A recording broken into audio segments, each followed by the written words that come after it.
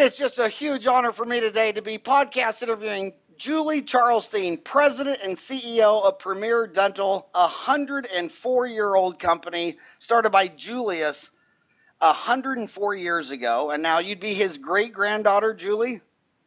I am his great-granddaughter, yes. You know why I love that so much is because, 27 million people work for the Fortune 500 and they get all the press. And that's only out of 150 million American workers. The other 82% work for small businesses, family-owned. We're the backbone of every economy of every country since the beginning of time, yet the news only wants to cover Apple and Microsoft and all that big stuff. And I love getting CEOs of companies come on the show. By the way, this is not an advertisement. I called Julie. She didn't even know who I was. She didn't call me or pay for it. She is a fourth-generation leader at Premier Dental Products Company, started in 1913 by her great-grandfather, Julius Charlestein. Premier develops, manufactures, and distributes innovative consumables to the dental professionals worldwide. Julie currently serves as President and CEO. She's a native of Philadelphia. She attended Emory University for undergraduate studies and Temple University for her graduate work. In her role at Premier, Julie was voted to the top 25 most influential women in dentistry by Dental Products and Report. She is proud to serve on the Board of Overseers for the University of Pennsylvania School of Dental Medicine, the Dean's Advisory Council of Temple University Dental School, as well as the board of the Alliance for Oral Health Across Borders. She also serves on the board of ASDOH, Arizona School of Dentistry and Oral Health. Big shout out to my buddy Jack Dillenberg who started that. Julie is an honorary member of the Alpha Omega Dental Fraternity and sat on the board of directors of the Dental Trade Alliance, where she chaired the Government Relations Committee. She also served on the Dean's Advisory Board of the School of Dental Medicine at Harvard University. She is also a member of the Young Presidents Organization and sits on the board of directors for the ALS, Lou Gehrig's Disease Association. My God, do you ever sleep? Right.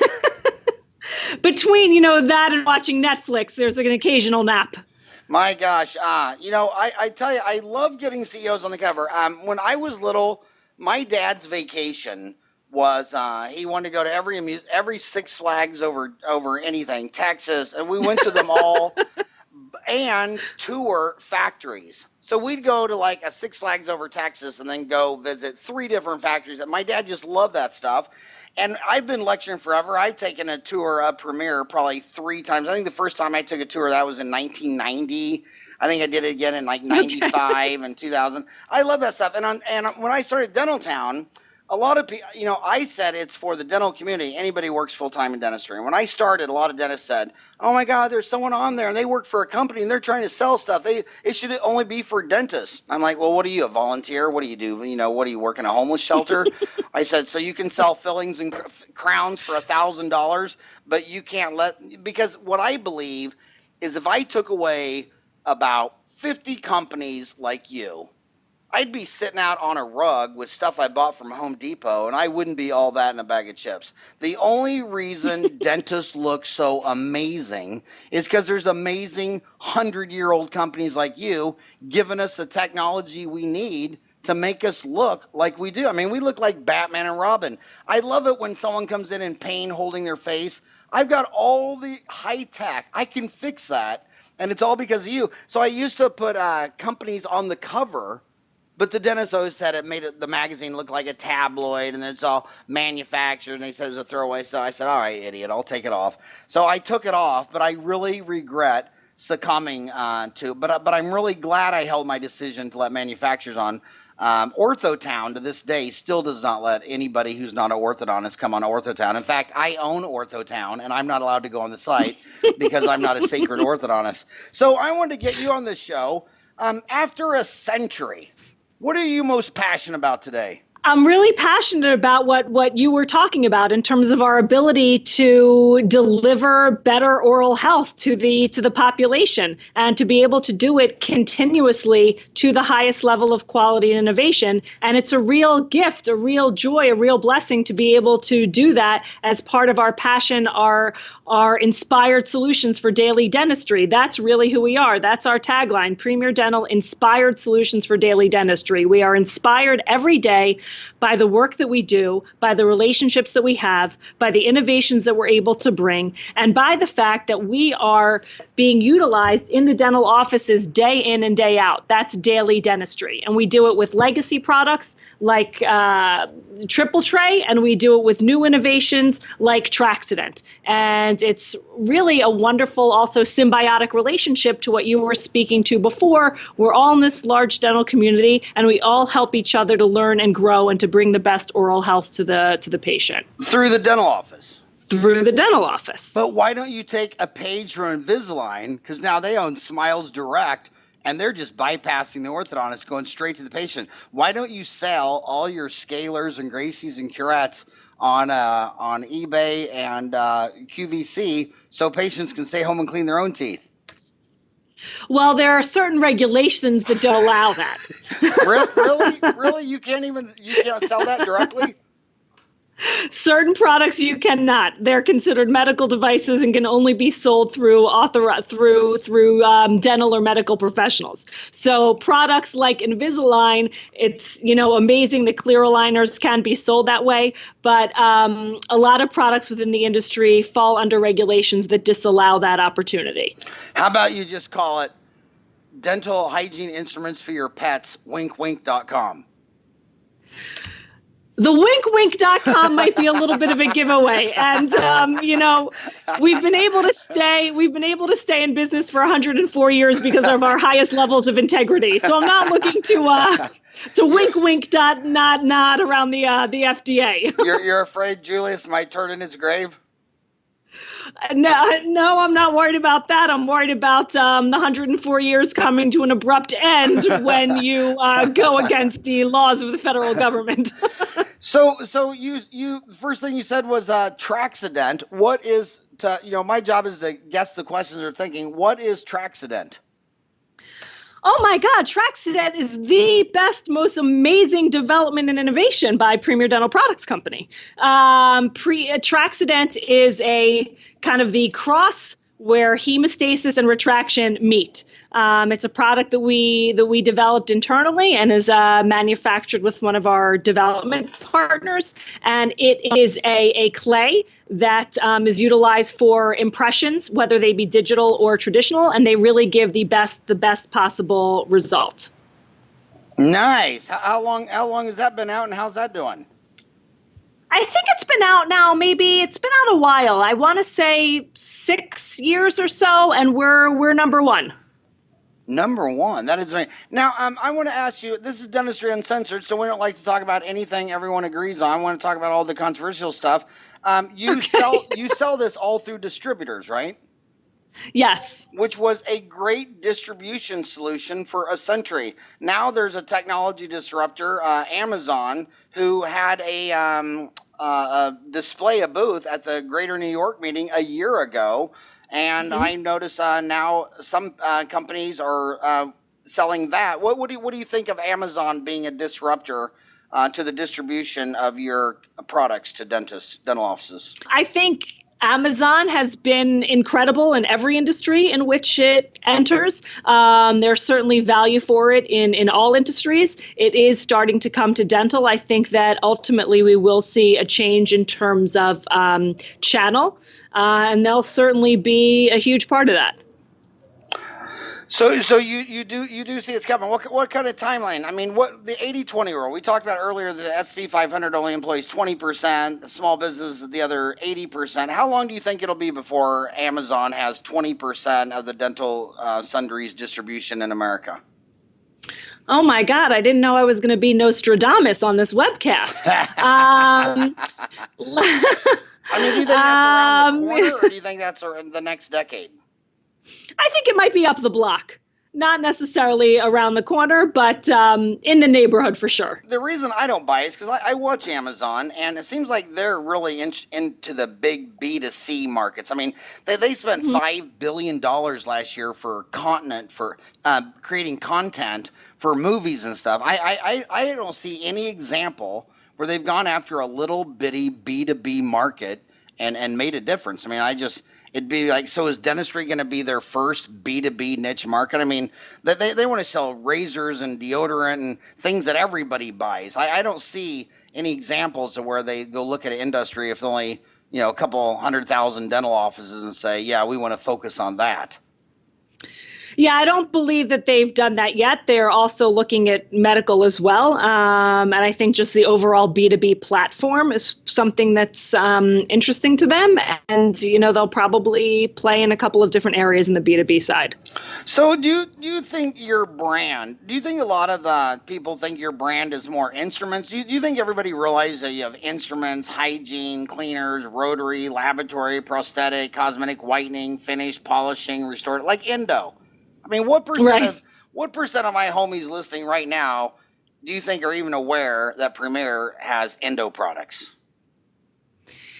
Well, if you asked your homies if they used RC Prep, they would say yes, but they might not necessarily make the connection between that and Premier, which is a big part of the work that we're doing now in terms of a brand building initiative and really creating those linkages between all of the successful brand name products that we have and the overarching umbrella of Premier. And we're starting to do that. You're going to start to see that a lot. It started with really the rebranding of Premier and as the inspired solutions for daily dentistry, building that on our 4 pillars of meaningful innovation, of deep connectedness, meaningful innovation, and standard setting solution. We're tying all of that into the brands that people know, but that don't necessarily know that it come from Premier, because we want them to have the same great experience with all of our products that we do with certain categories. So did you guys start RC Prep or did you just acquire it in your portfolio? I mean, how long? We've been selling RC Prep for maybe 50 years now. Damn, And I was already 5 at that time. You were acting like it was a really, really, really, really long time, and I'm even older than that time. That you just bummed me out. I'll try and think of products that we're currently selling that might be older than you. But the RC Prep was actually something that we did in conjunction with one of our development partners, and it was one of those relationships, familiar relationships. Actually, it was a friend of my grandfather's that was actually a podiatrist, and he developed it, and then we developed a business relationship with them. So that's what's a wonderful thing about being in this business, and again having those deep connections, is that we have. You were talking about a lot of organizations being faceless. And I'm so appreciative to you for having me on and also having it in video so people can see my face. But there's a level of authenticity and connectedness and realness when you can really speak to and touch the leaders and also the employees of these companies. And that's really what we've been able to do in developing each of our products. Each of our products have these very unique, fun, cute, scientific-based stories as to how they came about. RC Prep had a podiatry function. What did podiatrists do with RC Prep? I don't know that it had a podiatry function, but it was predicated, I'm pretty sure, by Hemodent, which did have a podiatry function in hemostasis.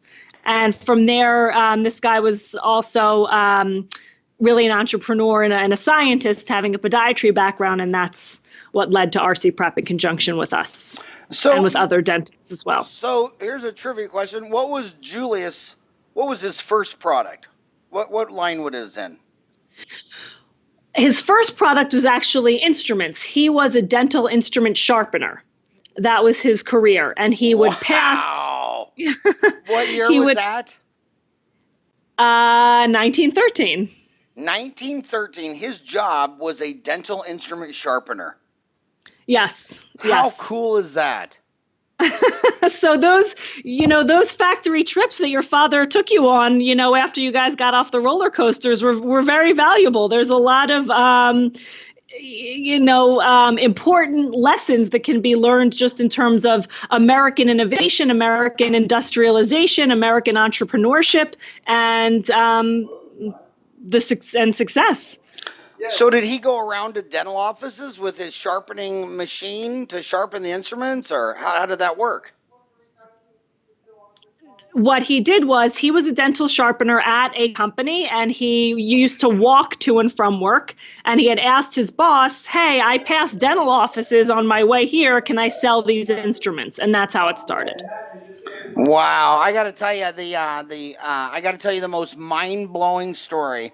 The oldest dentist that ever went to, well, actually, I've had two dentists that, no, the oldest one was a 95-year-old dentist in LA last year who survived the Holocaust in Poland, and he survived Auschwitz and was a dentist and went to my seminar in 95. The second oldest one was 92 from St. Joe, Missouri. So when I was talking to this dentist, George Rui, I thought I'd throw him a softball question. I thought, well, what was the greatest invention in dentistry from when you started? And I knew he was going to say the high-speed drill. I mean, it was a gimme. Just trying to start a conversation. And what he said to me blew my mind.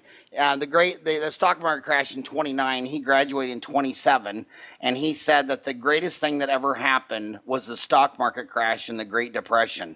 And I said, why is that? And he says, well, when I got out of school in 27, dentists couldn't afford to rent commercial space and go inside. So we were all outside, and we all had barber chairs. And to make ends meet, we also polished boots and cut hair. And he said, but when the Great Depression came, all of downtown St. Joe, Missouri got boarded up, and the real estate rates fell so high, all of us sidewalk dentists, we all moved inside. And he said, when we all moved inside, we became professionals, and we all vowed to quit cutting hair and polishing boots. And he said by 32 to 36, we were what you would think of as a dentist, and it's all because of the stock market crash and us moving inside. Wow, that's so amazing. I've never heard that story or that trajectory for the profession. Thank you for sharing that with me. That's incredible. Yeah, that was just history is so damn fun. So now, do you think for everyone listening to you, do you back to instruments? You said he was sharpening. Now you hear a lot of people saying, "Oh, this instrument you don't have to sharpen." Is that myth? True? What do you think about it when you see advertisements say no sharpening necessary? I think it's a little bit of both. The technologies in terms of kind of metallurgy and sharpening techniques have obviously advanced along with everything else. So there's less sharpening. It also has to do with the curvature of the instrument. So maybe in the way that you use it doesn't require as much sharpening because there isn't as much usage that's happening.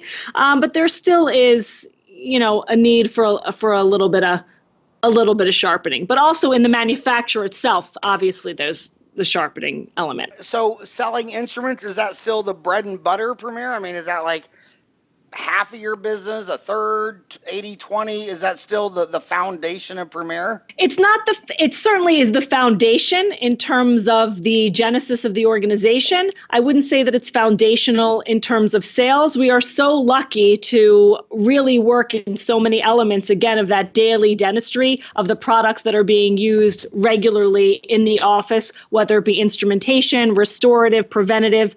So we're nicely, evenly allocated throughout those different fields. Now I'm going to go to the most controversial one of your products is is rotary burrs. I'll tell you what, I know the CEO of every dental services organization that has 35 or 50 or more locations. There's 35 of them, and they tell me, and I agree with this, that they can get every dentist to agree on, impression material or gloves or this or that. But man, when it comes to burrs, dentists are just batshit crazy.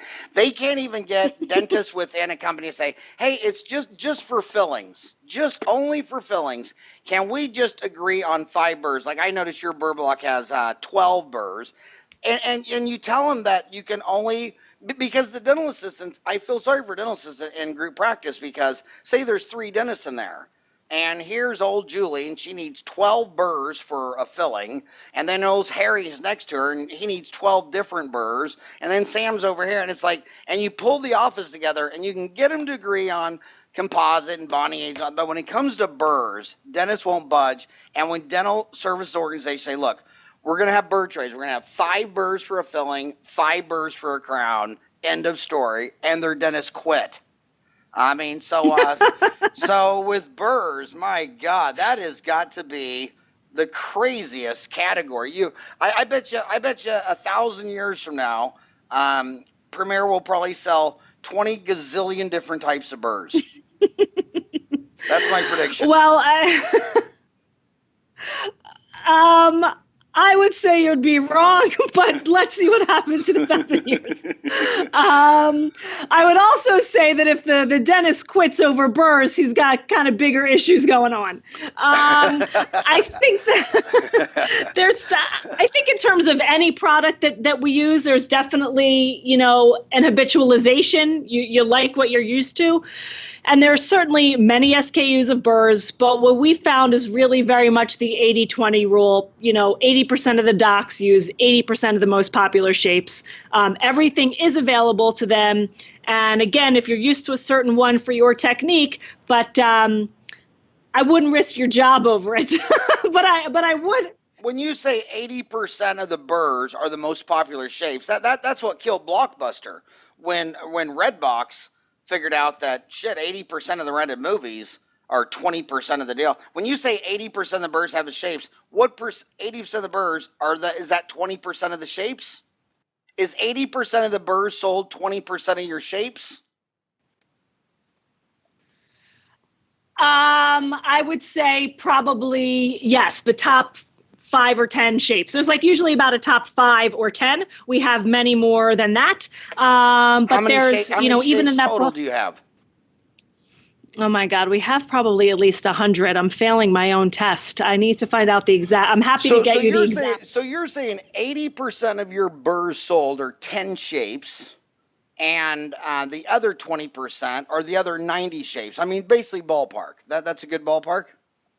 Around that, but I will email you with the exact numbers, and I hope to get them not very far off. No, what would be better and what everyone would love is if you got on Dental Town and you said, I go under burrs, there's 50 categories on Dental Town. There's root canals, fillings, crowns, instruments, and say, hey, I just did a podcast with Howard and he wanted me to post this because I'm telling you, I know humans, and humans, if they're ever given a choice between a company they know and have a face behind it and a faceless institution, it's all about trust and integrity, and they like to deal in relationships, and they would absolutely love it. I mean, how many of them, if you posted, if I put up a picture of 10 people on Dental Town, 250,000 people, how many of them would say, oh, that's Julie Charlestein, she's the president and CEO of Premier? 5, my parents and my kids. So you should change that, your avatar logo on Dental Town, because it's the best R&D stuff, because you strike up a relationship, you'll start having dentists and hygienists saying, Julie, you know what I really wish you guys would do? I love it when I get surveys sent to me from companies asking me questions about impression material. I'm just like, dude, you could go on to Dental Town, 6 million posts by 250,000 dentists and hygienists, and do a search for impression material, and you could read for 40 days and 40 nights every thought they've ever thought about impression materials, and you're probably sending the survey monkey to 25 people, I wish you, because that breathes hope. Because the other question I want to ask you, you have that solo diamond single patient use. That's awesome for central service. I'm thinking of, I'm a logistics guy. I think ideas are a dime a dozen. I mean, if you think you're going to go anywhere on a great idea, you're an idiot. I mean, look at McDonald's. I mean, they sell hamburgers, fries, and Cokes. I mean, they're on the intersection. They have a drive-through, 60% of sales. Just go across the street and do that. But only Wendy's and Burger King and In-N-Out. It's always operations and logistics. Hell, they say that on Shark Tank almost every third or fourth episode. And again, back to the dentist, if he can squeeze in one more $250 filling that day or one more $600 crown, he's already paid his rent, mortgage, equipment, bill, that computer, insurance, all that stuff. And so logistics, being able for that assistant to clean up a room and set up a room in half the time is everything. So solo burrs throw away, and we were alluding to earlier on the burr trays, you have a burr tray that has 12 burrs. You're just pandering to the crazy people. The biggest burr block should be 5. You should just hold your ground. You should call it the disciplined burr block. And then you should call the one with 12 the psychiatric burr block. The solo burrs, that disposable, I mean, that's got to increase flipping a room faster and easier. So instead of seeing 8 patients that day, you might see 9. You know what I mean? Correct. So Yeah, absolutely. And so what percent of your burrs are sold solo diamond individual wrap, use once and throw away, versus autoclave and reuse? Solo is on the growth trajectory. It is a smaller percent than reusable diamonds, and that's just where the marketplace is overall. We are definitely seeing a trend. I think ultimately disposables will overtake reusables. Right now that is not the case, but that is certainly the direction for exactly the reasons that you're discussing. So I got out of school 30 years ago. Please don't tell me you're under 30. I don't even want to know how you are. Just don't let me know. You're probably right there on the line, plus or minus a year. So don't even let me know. But Right.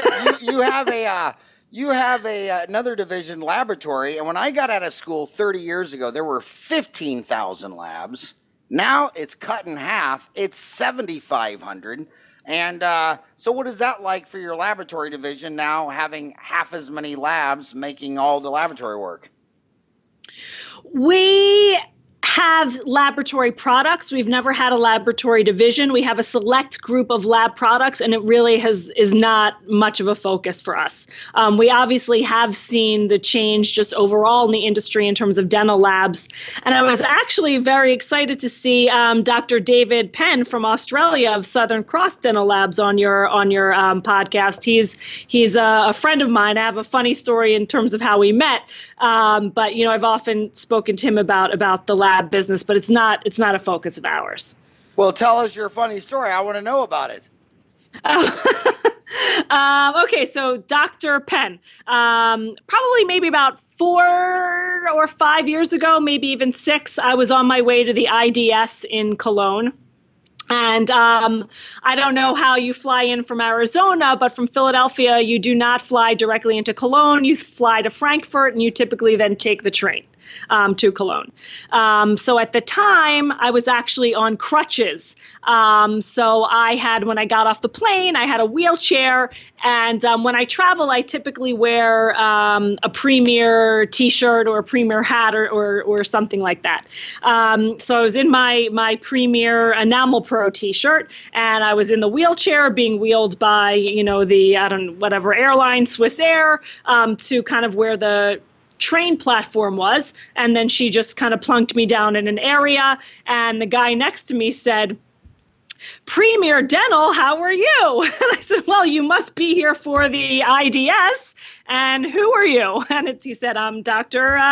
Penn from Australia." And from there, we struck up a relationship and now have a nice friendship. That is the greatest meeting in all of dentistry. In America, the meetings are highly fragmented in 50 different states, but Europe just has this basically one major blowout meeting every other year in Cologne. I've been to it a half dozen times. Do you like that meeting? Yeah, it's unbelievable. You really need to plan it out very strategically to ensure that you see everything in the time that you're there. And it's amazing. Well, to put it in perspective, if you went to that meeting and you just slowly walked for the 5 days, you couldn't walk by every booth. Do you agree? I do. And if you talk, I'm a talker. You meet all these dentists. Wait, what? And you'll meet a dentist. I mean, name a country. Tunisia, you'll meet a dentist from there. I mean, every single country you'll meet a dentist there. I mean, and what I also like about it is the city of Cologne knows that all these people here are dentists, and they don't know how to get around. Everyone's helping you get on the trains. Right. Everybody knows you're special. But back to the laboratory, I have some homework for you I wish you would do.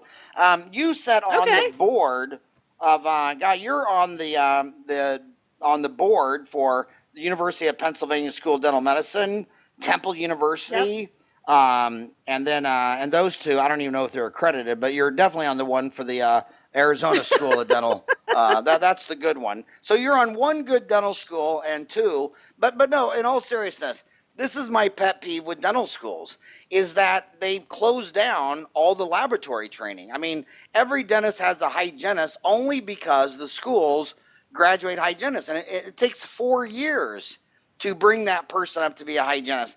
And back when all these dental schools, starting with the first one in Baltimore in 1840, they all had CDT programs, certified dental technology programs, before they had hygiene programs. Then they brought the hygiene programs, and then they closed down the certified dental laboratory.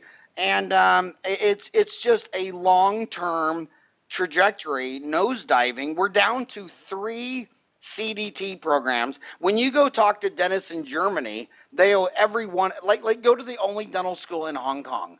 They have like 75 people studying to be a dentist and 150 learning how to be a certified dental technology. Well, where are all the labs going? Offshore. Why? You go to Modern Dental in Shenzhen, China. He says, well, I couldn't do this if the University of Hong Kong wasn't dumping out 150 highly trained certified dental technologists. And he goes, we're lucky because we compete mostly in America because you guys don't have any CDTs. And so they're all having to go CAD CAM. But Germany still is the only place in the world that has the best programs in every dental school to be a certified dental technologist.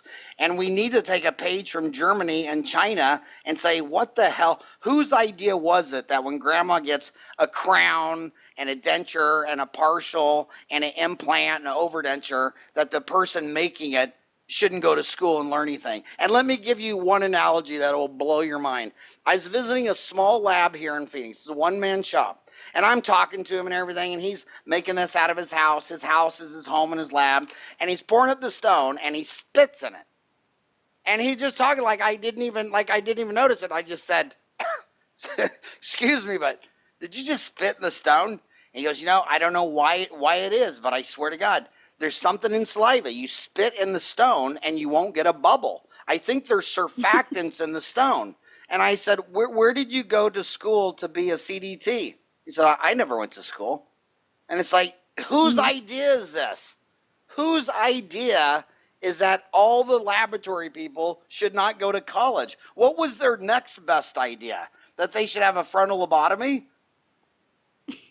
I mean, it's just crazy. I think you should make it on your agenda that Temple and University of Pennsylvania and ASDOH, and now those 3 schools are all thinking about adding a curriculum for dental assistants to make them expanded function duty dental assistants. I'm like, okay, but let's go back 100 years. Where are the lab techs at? And if you went to Hong Kong and you went to the University of Hong Kong and told them that your best idea was that they should close down the lab deal, they'd look at you like you were crazy. And if you go to Germany, they're not impressed by American dental lab work, and it's all going to CAD CAM because a CAD CAM, someone could run it if they know how to play video games, and they don't have anybody else that can do it. So that's my rant on that. Thank you. That's your home. Will you at least bring it up and see what they say and then post about it under dental laboratories? Because there's lots of threads on Dental Town saying, where'd all the CDTs go? I'm going to have to think about that one. Why is it? I'm not gonna make any promises that I won't keep. That's just who I am. That's just who you are. Well, that's why the CEOs never come from sales and marketing, because the history of CEOs, if you promote someone from the head of sales and marketing, they always overpromise and underdeliver. That's why you never put a CEO in from sales and marketing, because you need a CEO that underpromises and overdelivers.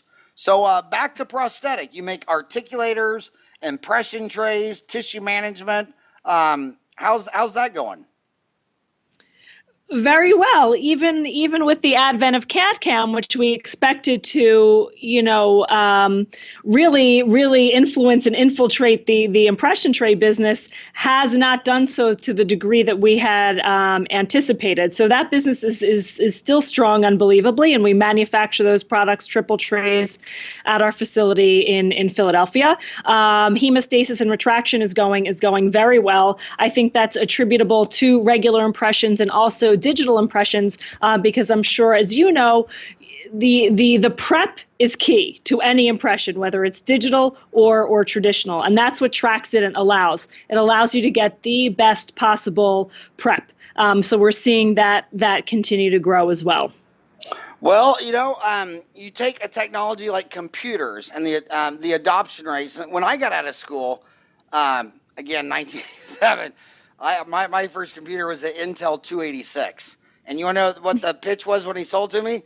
He says they just came out with the 236, and I'm telling you, spend the extra money on the 236, and you'll never have to buy another computer the rest of your life. Oh my God, Well, that thing see was.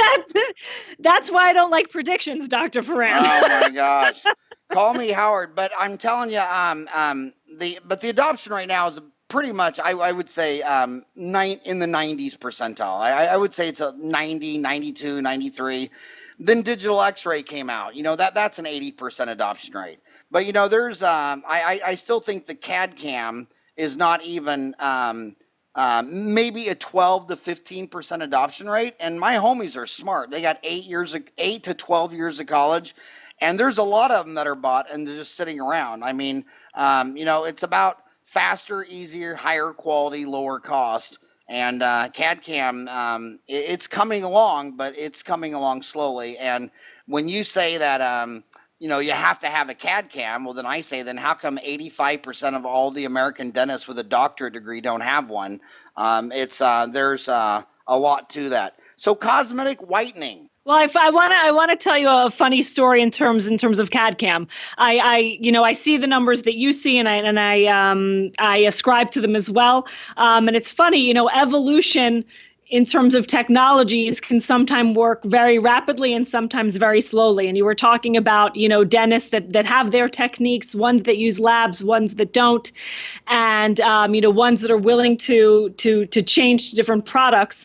And my grandfather, my maternal grandfather, so Premier is on my paternal side. So my father's grandfather started it, but my mother's father was also a dentist. He was an oral and maxillofacial surgeon and was also a professor at NYU dental school. And he used to always say, kind of as all these impression materials would evolve, and he said, I'm a very good dentist and I can take an impression in sour cream. So, it really depends on on the technique. But what's amazing is as things advance, those advancements are there for you to experiment, for you to utilize, for you to adopt, or to not. But it's our responsibility, our obligation, our pleasure, our inspiration to find those new technologies, to deliver them and to bring them forth. But when you started talking about the CAD CAM and the adaptation, it made me think of my grandfather. So I thought I would share that story. Well, two shout outs there. One to NYU. They graduated 7% of all the dentists in America went to NYU. That is just crazy. But I wonder if it was your mom's dad who's the oral surgeon? Yes. Your mom's dad. Because last week we lost an oral surgeon, Professor Hugo L. Obwegesser, MD, DMD, born 1920, died 2017, the age of 96, who was Wow. the father of orthodontic surgery. I wonder if your grandfather knew him. I bet he did. He might have. I don't know. Unfortunately, my grandfather passed away a while ago. But How about how while ago? Like, I mean, this guy was from 1920. Was it that while ago? No, but he passed away probably about more than 20 years ago. Unfortunately, he died young. Well, yeah. Well, I mean, if he died 20 years ago, would be 1997. So if he's an oral surgeon, he had to know Hugo. And what an amazing man to just sit there. And he had girls literally crying to him because they just were born, they thought, ugly in their lycra room because their jaws didn't match. So he thought and he thought and he thought and he thought. And he said, well, I'm an oral surgeon and these girls have a horrible self-image. And he finally figured out how to break their jaws. And, you're born without a chin, and he pulls the lower jaw forward, or your upper jaws hunt down too low, and it looks like when you smile, your liver's showing. How could he break that jaw and lift it up? And he figured all that out, and now it's just a standard procedure. So rest in peace, Hugo, man. You left the playground better than you found it. But interesting story. So how'd you get into, so what's your thoughts on cosmetic whitening? Is that moved to all over the counter at Walgreens with crest strips, or is that still getting, do you see, how's the trajectory in dental office? Is that flat or going down because people are going B2C, Walgreens with crest strips, or is this trajectory still good in a dental office? It hasn't all moved, and there's certainly been some kind of ups and downs over the years, starting really, I guess I would say, in the late 90s, early 2000s. We're seeing some more through the dental office, in terms of, I guess I would say, more tech-looking type products. But still, the majority of the products now are OTC. But there is a little bit of a resurgence in the dental office. And the truth is, the most efficacious, and I'm sure, I mean, you know this way better than I do, the most efficacious products are the ones that the dentists are offering, just based on the concentration of the peroxides that they're able to deliver. And the best methods are also still the tray delivered, because it's so customized. Well, the key to in-office bleaching comes down. I mean, I've been on Dental Town 4 hours a day since 1998. So when you said you like Netflix, I mean, seriously, I can't even think of the last. I don't even know if I've watched Netflix this year. And so watching Dental Town, for as all my screen time is on Dental Town, and the way you move bleach is very simple. What you want is, all the Fortune 500, they want loyalty programs. They want customers for life. Whereas dentists are this 100-year-old cottage industry, and they always think they want to get new patients. Like you'll go into a town of 5,000, find some dentist who's practiced there from 25 to 65, 40 years in a town of 5,000. I'm like, buddy, what do you need? He goes, well, I need new patients. Dude, you've gone through every person in the town 3 freaking times. How could you need a new patient in a town of 5,000 after 40 years? But you know what the key is? The biggest joke in dentistry is someone comes in, you do this extensive exam, you tell them they got gum disease, and they got 8 cavities, and when you're all done, they say, well, okay, but can I still get bleaching? I mean, they don't care about gum disease and cavities. They want whiter, brighter, sexier teeth. They want to look like a peacock. They want to attract, the other primates. So what you do is you do lifetime bleaching. So you make them tray. They come in for a clean exam and x-ray, and you make them trays. And if they come in every 6 months for their free cleaning exam and x-rays paid by their insurance company, you give them 2 more, you refill their bleach. So when you start, so they don't come in for the cleaning. I mean, how many times have you left the gym and some beautiful girl in spandex was on the Stairmaster for an hour, and as soon as she walks out of Lifetime, she lights up a cigarette and smokes it as she walks to her car? She wasn't on the Chairmaster for her cardiovascular health. She wants to look good. And so half of Americans look at dentistry as something they need to get done so they look pretty, so they have mental health. They're not there for oral health. And only dentists and hygienists believe in oral health. The consumer wants mental health. And if you take away, like in World War II, everyone who got their lower mandible blown off, 100% committed suicide. So basically, humans say to you, if I have to go to the store without a mandible, I'd rather be dead. And they all took their own lives. So they're coming in to get a cleaning because they want to look pretty and sexy, and that's about bleaching. So come in every 6 months for your free insurance-paid oral health, and we'll refill your bleaching trays. So it's bleaching for life. So that's how you move bleach, because they're not going to go into Walgreens and buy over-the-counter crest strips every 6 months because they're expensive. They're $50. And then you buy this bleach, and lifetime bleaching. Just don't even think about it. Just do it. Everybody I know doing it is crushing it with that. Well, that's fantastic insight. And I think I'm going to see how we can market that. And what you're saying is true. I know dentists that built their practices on bleach. That was the way, they moved into a new area, and that was how they attracted customers. And as you're suggesting, ultimately kept them.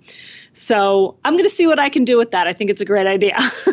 Yeah, it's a killer idea, because you got to know and the other way to be happy with your patients. A lot of patients, like I saw this thread on Dental Town the other day, and dentists get so upset because they're trying to do the best dentistry on the world, and their patients aren't compliant and all that. And let me tell you something, after being on there 55 years, the key to happiness is to lower your expectations of people. I mean, you don't go to a zoo and say that the giraffe is crazy and that the rhino is nuts and the chimpanzee is a sunny, because you have no expectations of animals at the zoo, but you have all these high expectations for fellow sapiens. Like I had a patient the other day, and I said, well, where is she? And she goes, well, she's smoking out in front of the door, waiting for the deal. I go out there. She's in a wheelchair on an oxygen tank with oxygen needles in her nose, smoking. Now, I don't know about you, but I'm pretty sure that when you get oxygen tubes put up your nose, that's when you're supposed to stop smoking. I mean, you know, I'm not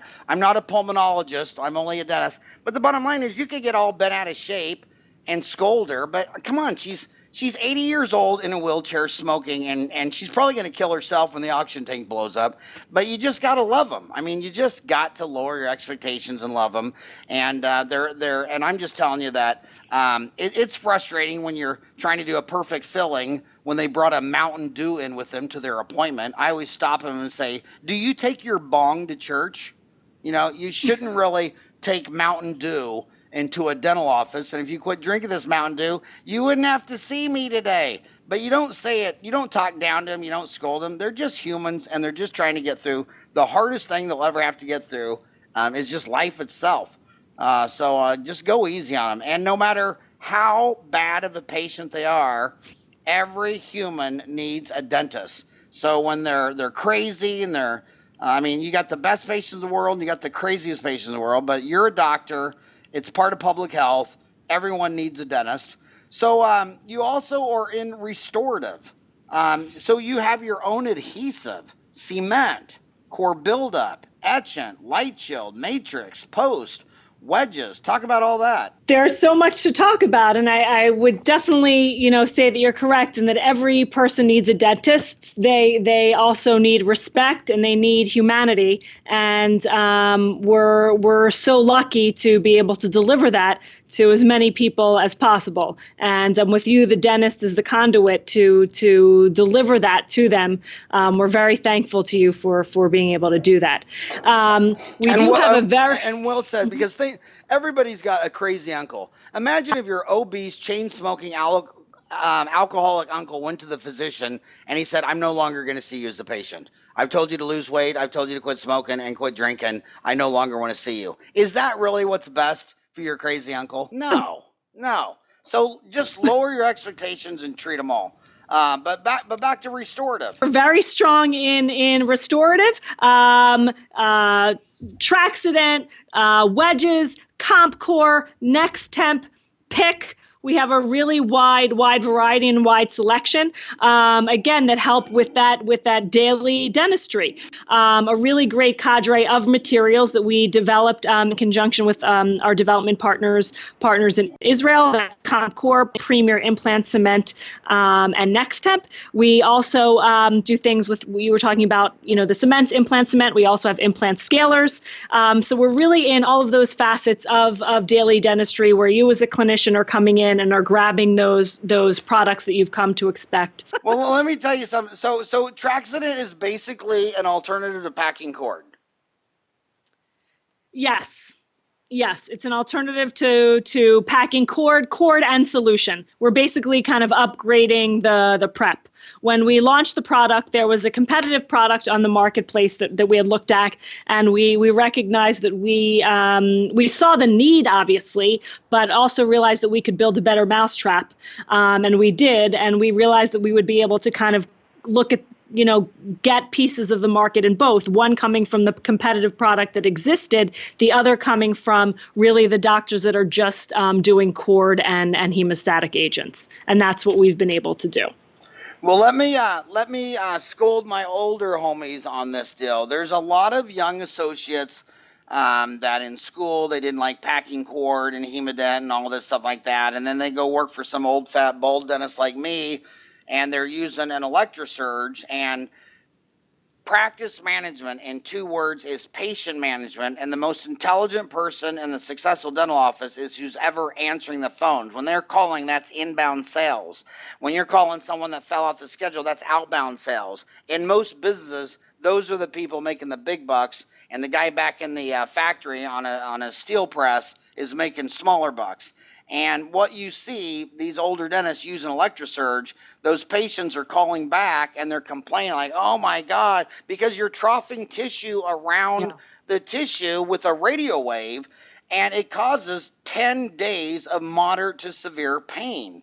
And then some people think, well, I'm going to buy a laser and I'm going to trough around there. And that's true, but that's, and there's good parts for soft tissue diode lasers, but my God, Traxident, that's an amazing product. And you got to squeeze your time. And then let me say one last thing I got to think about, because a lot of people they'll say, well, like, how much is it? And when you say how much is it, I want to say this. So I seat the patient. I numb them up. While it's numbing up with Septicaine, I use Septicaine because it'll numb up twice as fast as lidocaine. Then while it's soaking in, I can sit there and fill out the card, fill out the chart. I can take the shade. By the way, if it's a man with a liver spot, you don't take a shade. It's just an A35. You don't ever take a shade on a man with a liver spot because no one's ever going to look at the tooth. They're just looking at that damn liver spot on their head. And then you prep the tooth. And then then you make the temporary first, because you work out all your problems with temporary. Like, you're making a temporary, you're trimming the margin. You can't see the margin. You go back to the tooth, you realize it's not there. You're trimming the occlusion. You trim all the way through the impression or the temporary, and you realize you don't have enough reduction. And then when you solve all your problems and your temporary is ready, then you sit there and use a tissue retracting paste and Traxident. And then you take your impression, and while the impression's setting up, you go do a hygiene check, you come back, and then you cement the temporary, and it's perfect. And that's 30 minutes. Because what you're complaining about is the PPO fees are 40% lower than what Delta Dental used to pay Indemnity 30 years ago. I mean, when I got out of school, Delta paid me $1,000 for a crown, $1,000 for a molar endo. Now I get $600 or $650 for each one of those. But the deal is this. You complain about that, but you block an hour and a half for a crown.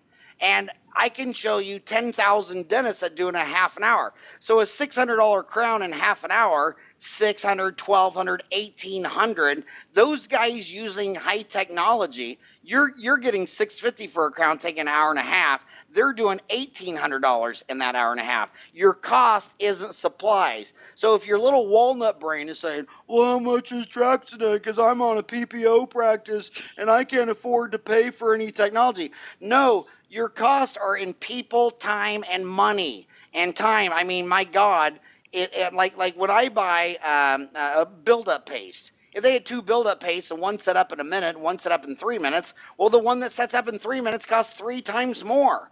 So it's not the cost of the build-up paste.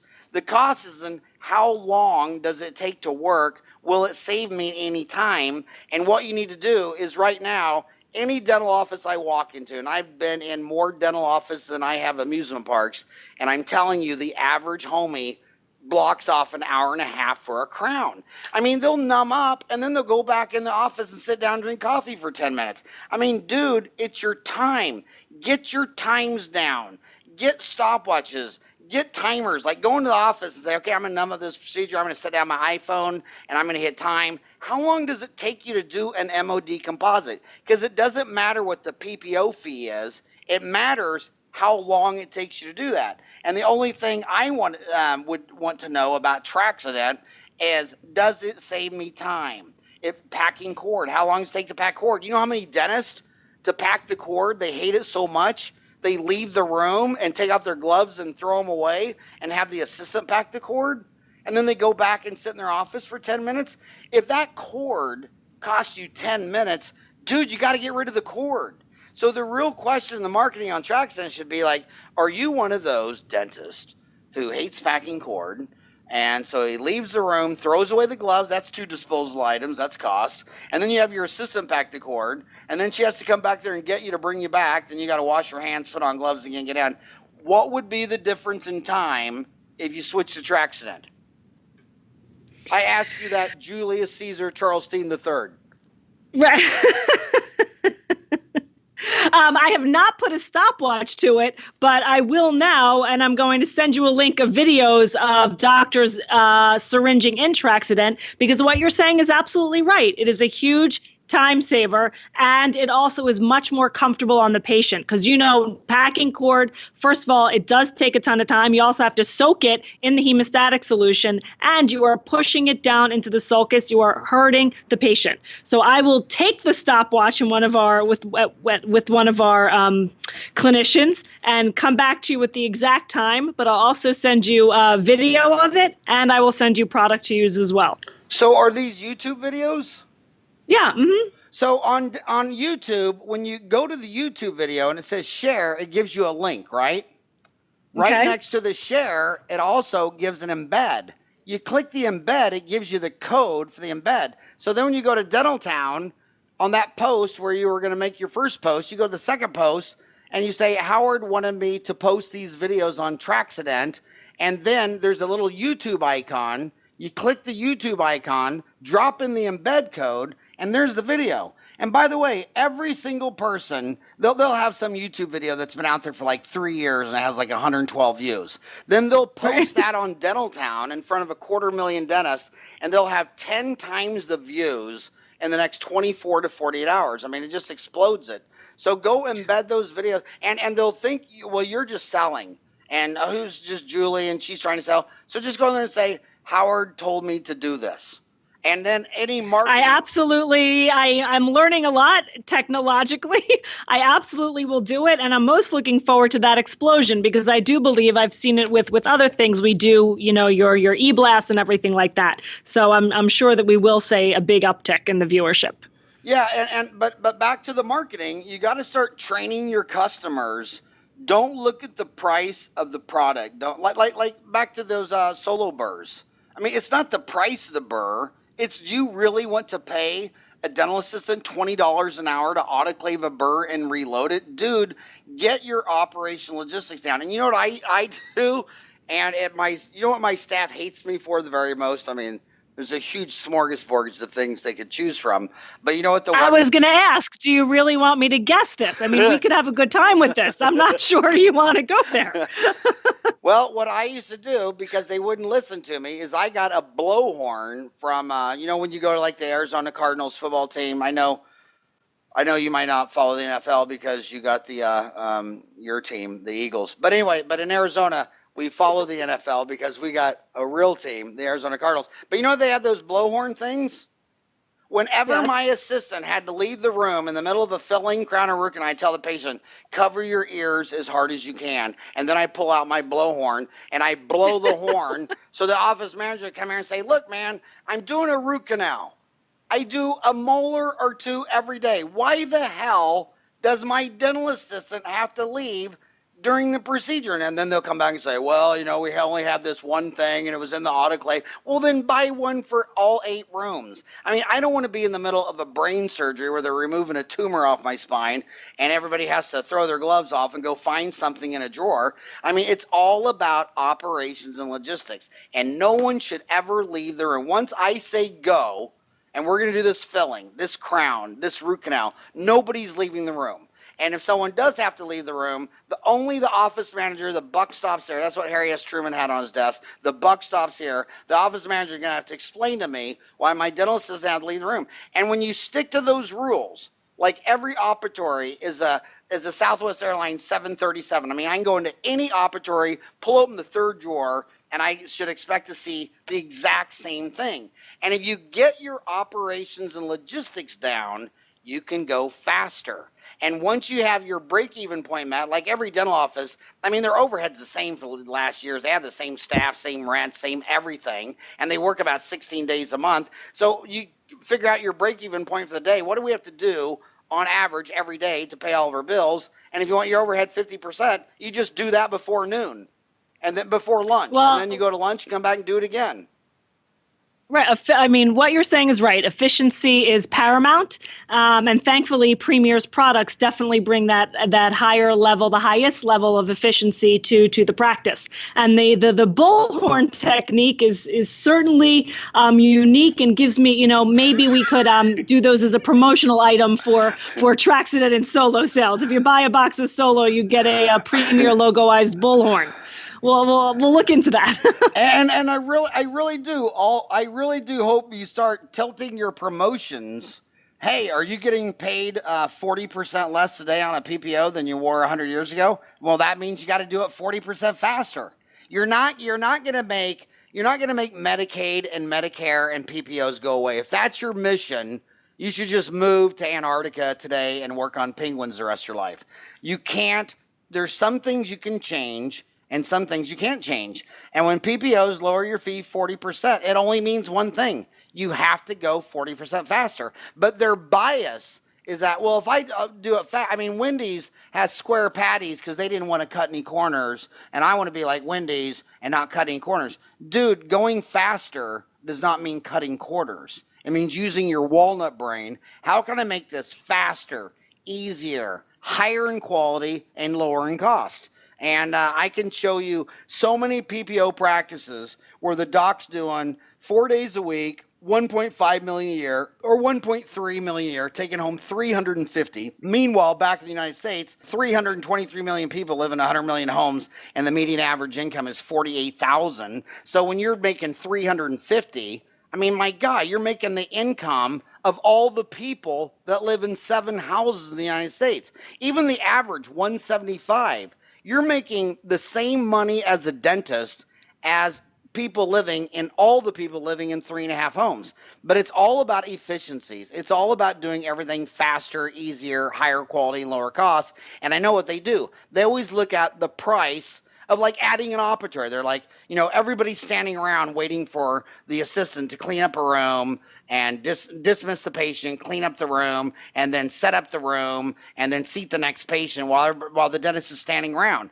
Well, why don't you put in a $25,000 operatory, and you could have walked out of that room and gone into another room? And they say, well, I don't want to spend $25,000 on an operatory. Okay, well, the dentists in the United States that have an extra operatory, they usually net $50,000 to $75,000 a year more. So go ahead and save that $25,000 on an operatory and give up $50,000 to $75,000 a year for the rest of your life, because you're stepping over Benjamins to pick up a penny. And I think they look at dental products like that too. They're always looking at the price of the glue, and it's like, who cares? I want you to pick the glue that makes you do your filling and cleaning exam faster. I always retweet my guest last week because I know my homies, they're all driving to work.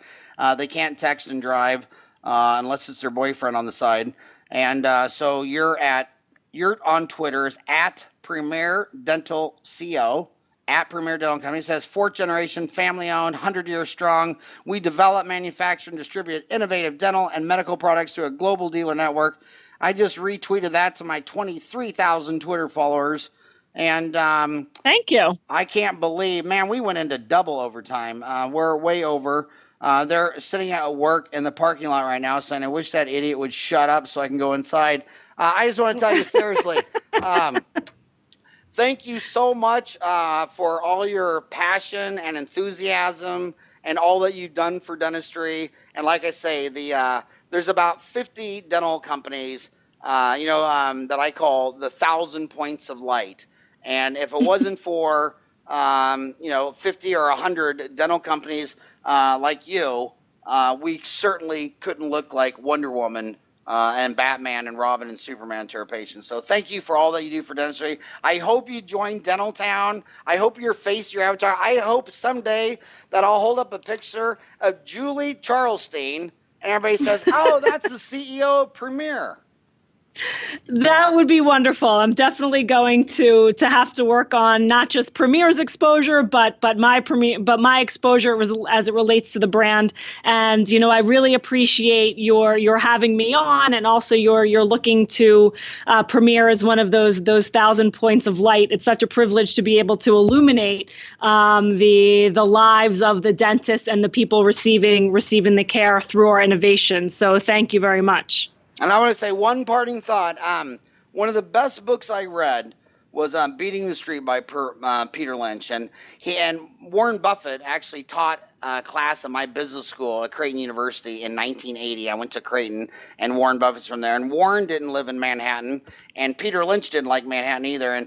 And Peter Lynch was one of the greatest investors of all time. And he said all these stockbrokers would sit in their cubicles looking at all these 10-4s and 10-Qs and looking for trading tips in the bathroom. And what he did is said, okay, here's 10 companies. I'm going to leave Manhattan on Monday morning and I'm going to drive around the countryside and I'm just going to walk in there. And every time I've gone to a dental company, I've stole that line from Peter Lynch in his book, Beating the Street. And I don't call, I don't make a deal, I don't say I'm coming. I just show up like I'm Peter Lynch. And I just think, what is this company all about? And you walk in there, is it clean? Are they greeted? Are they smiling? Do they realize you're a customer? You're a dentist? Do they give you a tour? That means they're proud of their facility. And my God, I've been in dental offices. I've been in dental manufacturing practices facilities where you're just like, oh my God. And then you've been in other ones that are just like, wow, this is a class act. I mean, you even had museum products in the lobby showing stuff from 100 years ago, 80 years ago, all that stuff like that. But I've called on at least, I don't know, 250 dental companies in 50 different countries. And I swear to God, your company is a total class act. Thank you so much, Dr. Farran. I really appreciate that, and I welcome you back at any time. And you would be very happy to see, you mentioned Creighton University. I didn't realize your connection there. So you'd be very happy to see one of our newest innovations, BioCoat with SmartCap technology, we developed in conjunction with Creighton University. So again, just another example of our continued evolution and partnerships with universities and with people like you. So I certainly appreciate the accolades that you're giving to us as a company.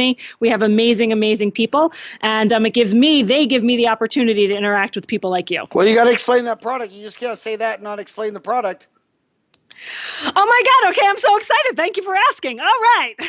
So, BioCoat with SmartCap. SmartCap is a platform technology that we developed with Creighton University. And what's very exciting about that is there are these microcapsules that are developed through reverse emulsion, which you probably understand much better than me. But what that allows the microcapsules to do, and then the resultant product, is you can put any constituent in these microcapsules and they will release over time without changing the fundamental material in which it's embedded. So we have put SmartCap in a sealant, BioCoat sealant, and we have filled the capsules with calcium phosphate and fluoride. So that does a few things. Obviously, it releases fluoride, but because of the calcium phosphate and fluoride, it gets better fluoride uptake to the teeth. And because it's in these microcapsules and the way that they're manufactured is these constituents can flow in and out of the material. So every time a patient brushes their teeth with fluoridated toothpaste, it refills these microcapsules and then allows that fluoride again to go right out into the teeth. So we have fluoride release for an indefinite period of time. We've been testing for 6 months and the fluoride release is still constant. And when you're putting on a sealant, obviously you know this, you're putting it on to protect and prevent decay. So if you're constantly releasing fluoride to that field, it's giving you the most efficacious treatment. So that's SmartCap we developed in conjunction with Creighton, and it's going to be a platform technology that you're going to see in many more of our products as well. But right now it is in BioCoat. Damn, that is so cool. I just got a great idea for you, Julie. You know, All how right. far away are you from Bethlehem, Pennsylvania? Not too far. So in Bethlehem, Pennsylvania, I'm Howard Farran, so I'm Howard at Dentaltown. But the guy in charge of the message board community and the online CE is Howard Goldstein. So he's Hogo at Dentaltown, because I was the first Howard at Dentaltown. So he's HOGO at Dentaltown. But what I think you should do is when you go on Dentaltown or any community like Facebook, you go onto Facebook, and the average person has 140 followers, but it's the old 80-20 rule. There's just a few what they call super users. So in any community, Facebook, Twitter, LinkedIn, Dentaltown, Hightown, 1% does 80% of the posting. And this is a phenomenon that everybody's been following for years and years and years. We started in 98. We were 6 years before Facebook. So what Wow. you do is in your categories, like say the dental sealants, you go talk to Howard Goldstein and say, give me a list of the super users in this product category. And then he'll say, okay, these 5 guys are the ones that do 80% of the posting in pediatric dentistry, whereas everybody else is just asking them questions. But these are the thought leaders. These are the guys that everybody asks the questions, and whatever they say, they follow their colleagues. And then on a product category like that, say it's sealants, pediatric dentists, go ask Howard Goldstein, who are the super users in pediatric dentistry, and pick a number, pick 5 of them, 6 of them, whatever, and invite them down to Premier and act like you're running for mayor, press the flash, show them your whole facility, and then they're going to get on Dental Town and do all your marketing, because even though I have a magazine that sells ads, when we survey dentists, say, what do you believe the most? 91% say their colleagues. So find the super user colleagues that they're all following. Hogo knows them the best, because he's got 30,000 posts on Dental Town. And find, if you're got an area that you're really passionate about, well, find the super users in that area, invite them down to Premier. They'll be totally impressed. I was so impressed, I had to go back and see it again and again, and shake their hand, run for mayor, and they'll be your best marketing in all of dentistry. Well, that I will do. I said I wasn't going to make a promise that I won't keep. I absolutely will get in touch with Hogo, and we'll take it from there, and I appreciate that. How far is Bethlehem from Not far, about maybe a little over an hour or so. Oh my God. Yeah, he could drive up, meet you for lunch. That's a great idea, because what you explained, I would have a pediatric dentist explain that on the message board of why they're using it. So find out who those super user pediatric dentists are, or whatever you're most passionate about. Find the super users. And like I say, it's not just Dental Town, it's every category of social media. 1% of Sapien is completely hardwired different. Most people are afraid of other people critiquing them. Like, they post a root canal, and then Julie gets on there and says, man, that root canal, it's short and it's wrong, and that's the worst root canal I've ever seen. And then they'll go cry in the corner for 6 weeks. Super users super users see that totally different. They want to post their root canal, because if Julie gets on there and says, dude, you missed the canal, they're like, oh my God, you're right. Thank you so much for telling me that. So they see everything in a different paradigm. So find the super users in your product categories and invite them down to Premier and press the flesh, give them a tour, and run for mayor. And then what's even greater, if there's something they don't like, then you'll have your free market research, and then you may decide to change the product or add a new product or come out with a whole different product. But on that note, I have to go. Thank you so much, Julie, for coming on the show. I hope you have a rocking hot day.